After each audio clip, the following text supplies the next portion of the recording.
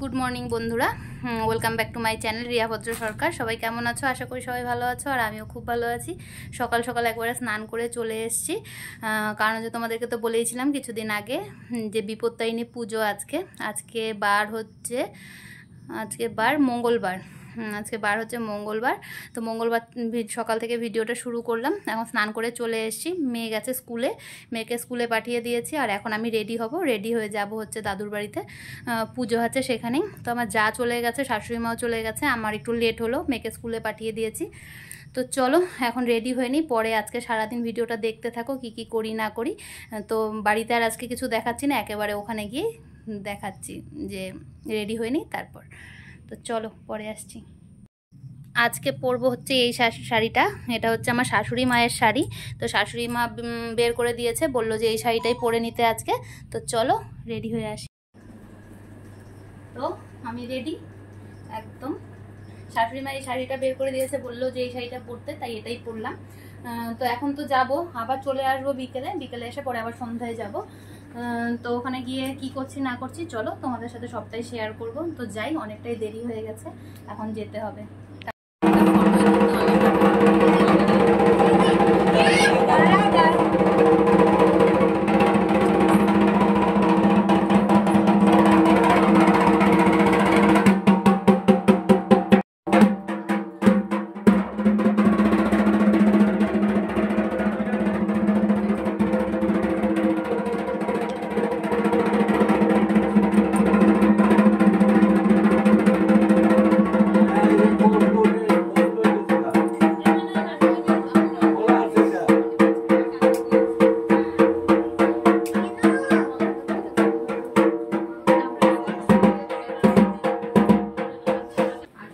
এদিকে দেখো এখন তোমাদের দাদাভাই খেয়ে নিচ্ছে, খেয়ে দিয়ে ডিউটিতে যাবে আর কি। আজকে তো বাড়িতে রান্না হয়নি।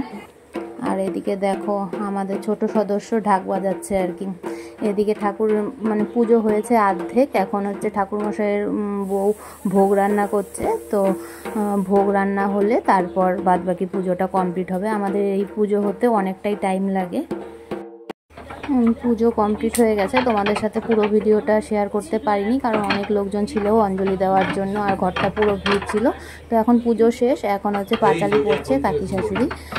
তো আমরা আর কি বসে বসে শুনছিলাম। আর যজ্ঞ দেখো আগুন এখনও জ্বলছে অল্প অল্প।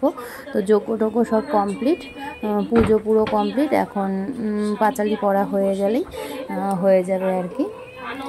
আর আমি সাইড থেকে দাঁড়িয়ে ভিডিওটা করছি, ওদিকে যেতে পারছি না। পুজো কমপ্লিট হওয়ার পরে আমরা সবাই বসেছিলাম ঘরে ফ্যানের নিচে, কারণ ওই ঘরটাতে প্রচণ্ড গরম লাগছিল।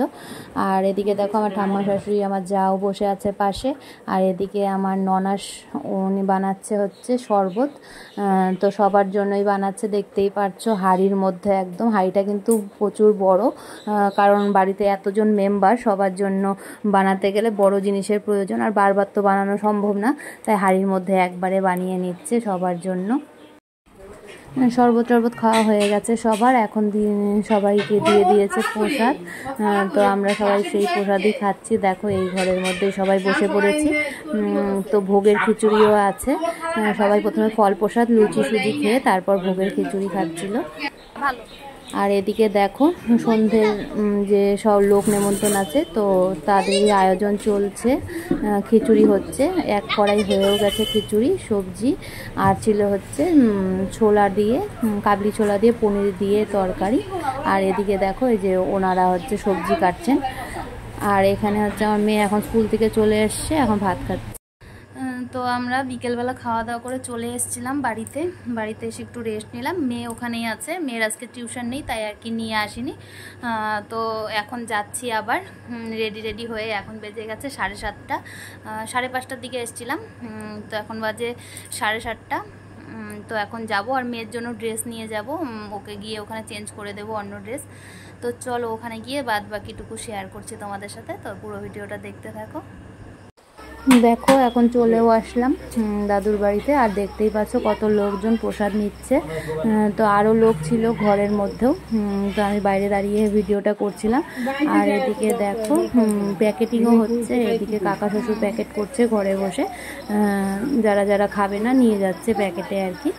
আর এরপর আমরাও একটু প্রসাদ নিয়ে বাড়ি চলে যাব। এখন বেজে গেছে রাত্রি 11টার মতো, কারণ কালকে আবার মেয়ের প্রজেক্ট আছে। আর এদিকে দেখো বাড়িতে চলেও এসেছি, এখন মেয়ে প্রজেক্টটা টেস্ট করে দেখছে।